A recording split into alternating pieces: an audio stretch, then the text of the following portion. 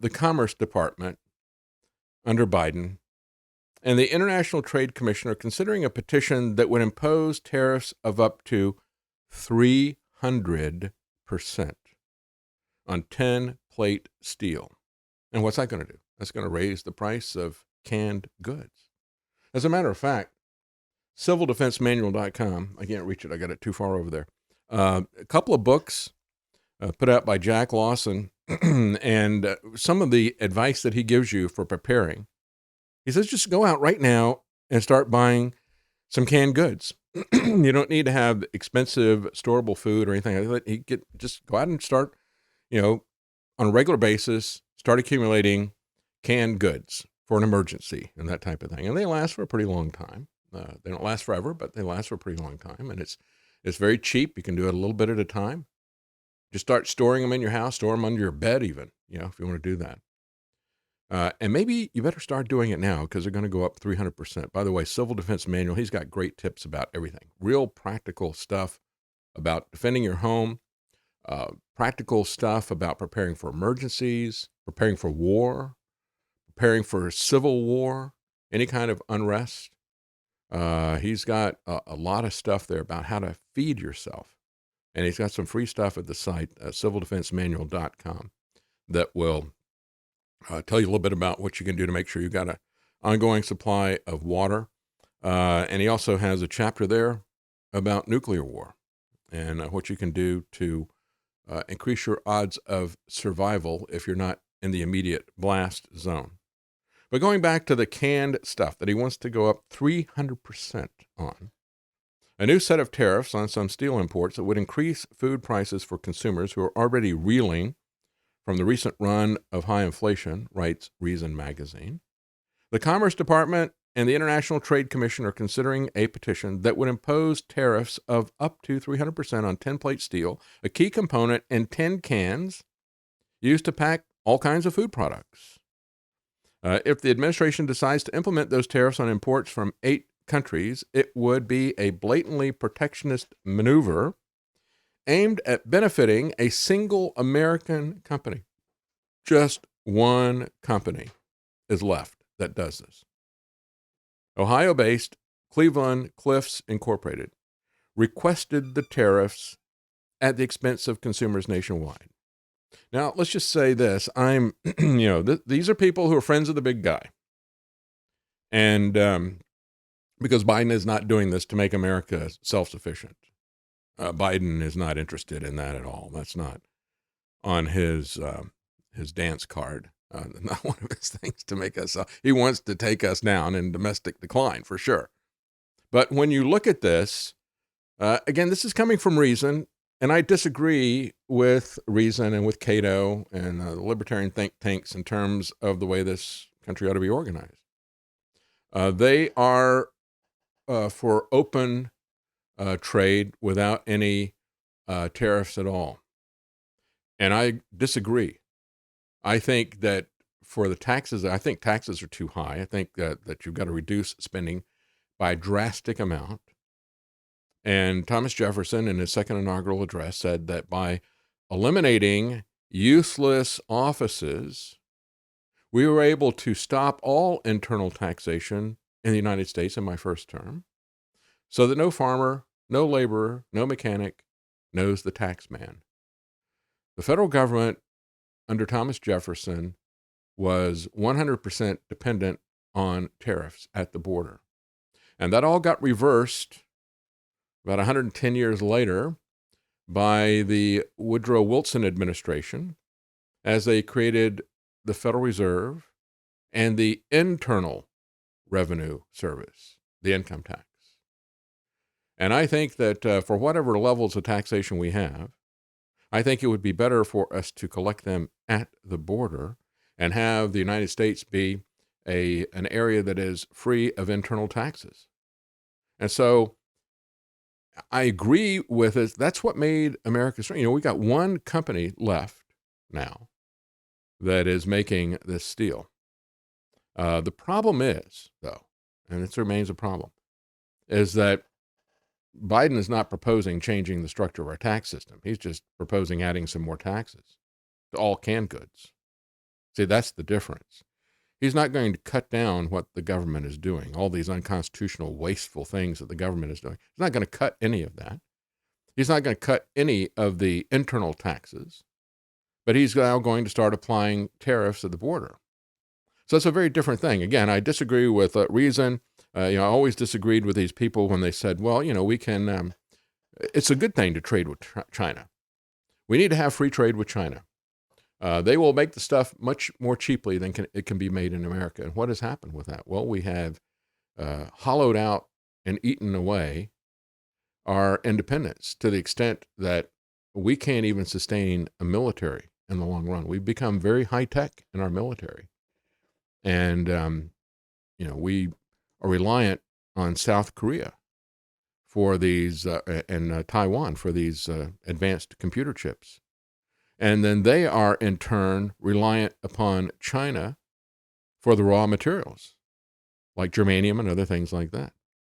And so, again, this has bled us of wealth. It has bled us of independence.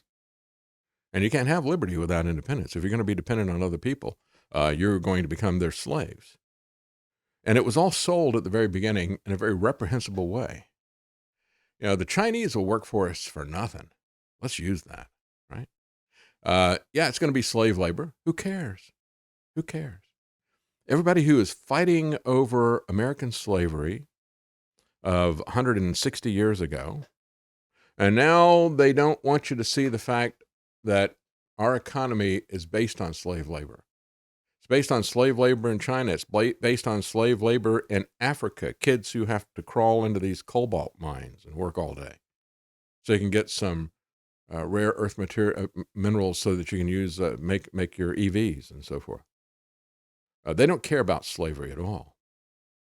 And of course, most people don't want to think about what, goes into those products. It's like you don't want to think about what goes into your sausage, or as Bismarck said, the laws and how they're created. You don't want to see how your EV is created either, do you?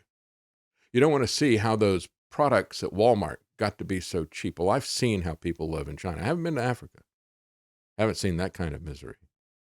But all this stuff, the self-loathing about slavery in America that ended 160 years ago, was put down because of Christian values. No, this is all used to attack Christian values and to attack the values of America today, while you don't pay any attention to not just the slavery that is happening in China and in Africa, but the slavery that they want to impose on us with their panopticon system of constant surveillance and control. Yes, they want to enslave us.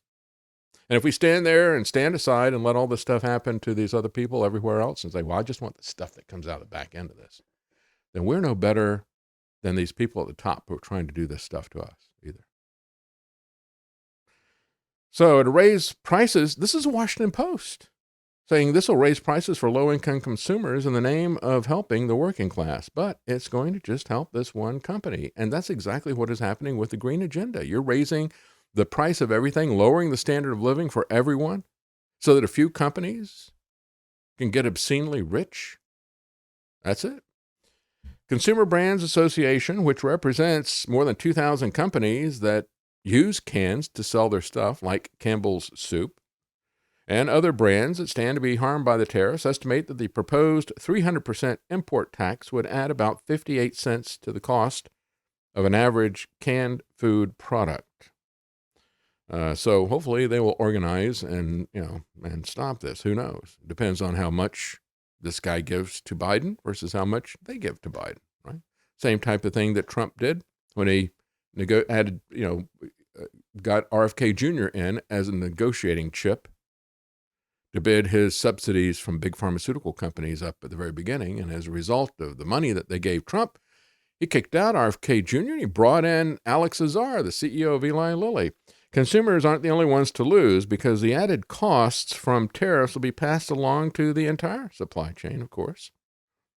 A similar dynamic to what played out after Trump imposed tariffs on imported steel in 2018. That policy was supposed to protect American steel-making jobs and promote domestic production, but the consequence was higher cost for steel-consuming industries. As a result, every job that was quote-unquote saved by the tariffs cost consumers roughly $650,000, according to the Peterson Institute for International Economics, a trade-focused think tank. Well, let me just say this again. I think that taxes at the border would still be preferable to internal revenue and the IRS and all the rest of this stuff. But you have to, you have to reduce the size of government, and you have to get rid of the internal taxes for it to make sense. And there's going to be a period of adjustment. It'd be a real big withdrawal pains. But we all know that there are plenty of people out there who would love to start a business if the government would just get out of the way. But these companies that are already in existence use government regulations to saw off the lower rungs of the ladder so that you can't climb up it.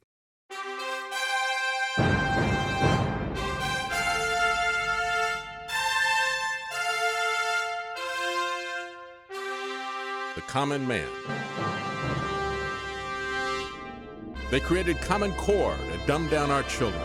They created Common Pass to track and control us. Their Commons Project to make sure the commoners own nothing. And the communist future. They see the common man as simple, unsophisticated, ordinary. But each of us has worth and dignity created in the image of God. That is what we have in common. That is what they want to take away. Their most powerful weapons are isolation, deception, intimidation. They desire to know everything about us while they hide everything from us. It's time to turn that around and expose what they want to hide. Please share the information and links you'll find at thedavidknightshow.com. Thank you for listening. Thank you for sharing.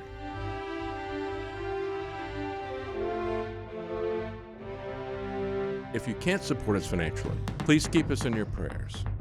thedavidknightshow.com.